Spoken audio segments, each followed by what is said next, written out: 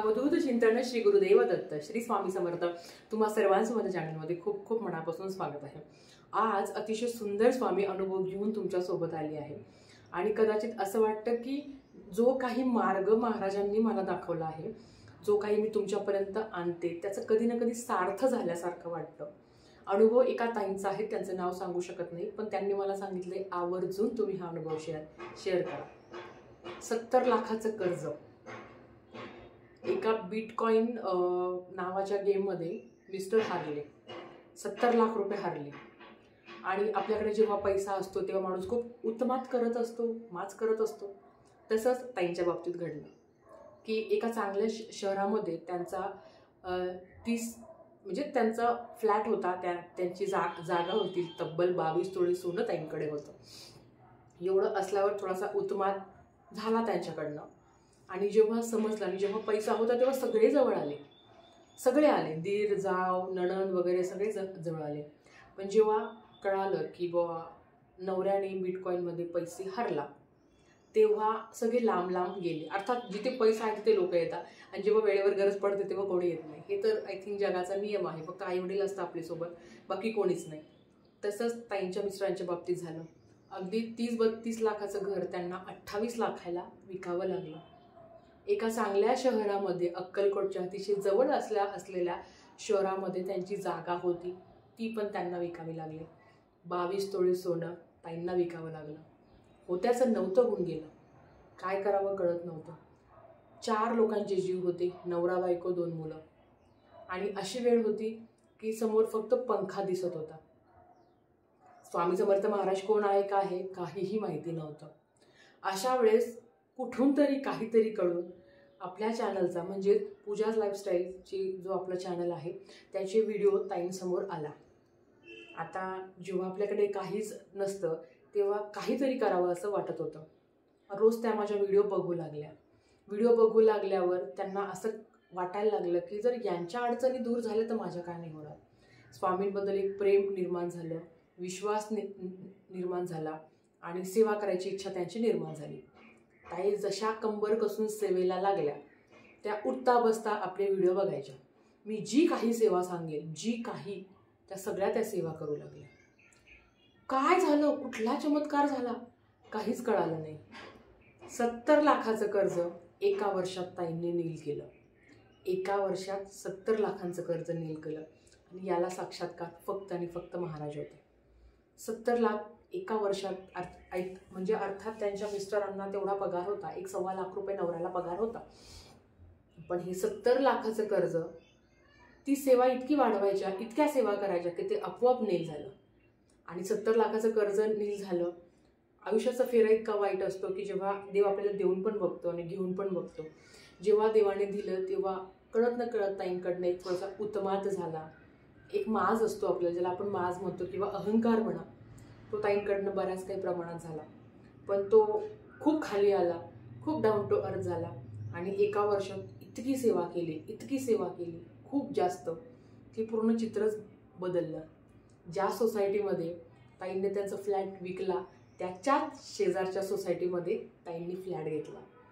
1-2 वर्षात हे सगळं चक्र झालं। 1 ते 1.5 वर्षाचा हा काळ होता, जिथून आयुष्य संपलं होतं, ज्या ठिकाणून आयुष्य संपलं होतं त्याच ठिकाणावरनं ताईंचं आयुष्य नव्याने सुरुवात झाली। 30 लाखाचा फ्लॅट विकला, आज 52 लाखाचा फ्लॅट ताईंनी घेतला। 1-1.5 वर्षात 70 लाखाचं कर्ज ताईंनी नील केलं। आता अशी काय सेवा केली सांगते। स्वामी चरित्र सारामृत, उठता बसता श्री स्वामी समर्थ स्वामी चरित्र सारामृत, गुरुचरित्राचं पारायण, त्याच्याचबरोबर जी काही सेवा आपण सांगत राहतो, विष्णू सहस्रनामाची सेवा। विष्णू सहस्रनामाची सेवा तुम्हाला सगळ्यांना माहिती आहे, जी 40 दिवसाची किंवा 21 दिवसाची रात्री 12ची सेवा। ताईंनी एक व्हिडिओ मला टाकला, त्या व्हिडिओमध्ये असं होतं की इथं जो कलश मांडलेला आहे त्या कलशावर त्यांचं फूल होतं आणि माहिती नाही काय अचानक ते फूल डायरेक्ट अपोजिट झालं, म्हणजे इकडनं फूल होतं तर ते इकडनं झालं, कोणी त्याला हात लावला नाही। हे सगळी ती स्वामींची लीला, सगळं काही। खूप कपडे होते, खूप सोनं होतं, खूप काही होतं। आज ताई एका साडीवर आहे आणि त्याच्याचबरोबर त्यांनी 11 गुरुवार केले। ताई सांगत होत्या की जेव्हा त्यांनी 11 गुरुवार केले तेव्हा त्यांचं घर बुक झालं आणि घरासाठी जे काही आता कर्ज चालू आहे म्हणजे कर्ज मिळण्याची जी काही प्रोसेस चालू आहे तर ते आता म्हणजे त्याच्यासाठी पण त्या आता याच्यानंतर त्यांचे सुरू आहे 11 गुरुवार, 5वा गुरुवार झाला आहे, आता कदाचित आज 6वा किंवा 7वा असावा.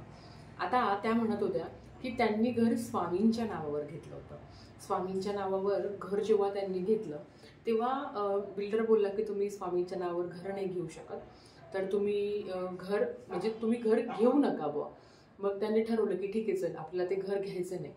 त्याच्यानंतर जे जे कोणी ते घर बघायला आलं त्यांच्या आयुष्यात काही नक्की वाईट घडत गेलं. थोडक्यात काय, त्या बिल्डरनी जेव्हा 1-2 घटना अशा वाईट घडल्या तेव्हा तो बिल्डर स्वतः त्यांच्याकडे आला आणि त्यांना बोलला की ताई तुम्ही एक काम करा, भले तुम्ही मला घराचं जे काही टॉपअपची प्रोसेस आहे किंवा जे कर्ज आहे ते तुम्हाला लेट भेटलं तरी चालेल, तुम्ही घरात लेट राहायला आल्या तरी चालेल, पण हे घर मात्र तुम्हीच घ्या. थोडक्यात काय, जिथून आयुष्य संपलं होतं त्याच ठिकाणी महाराजांनी नव्याने सुरुवात केली, भयानक सेवा केली.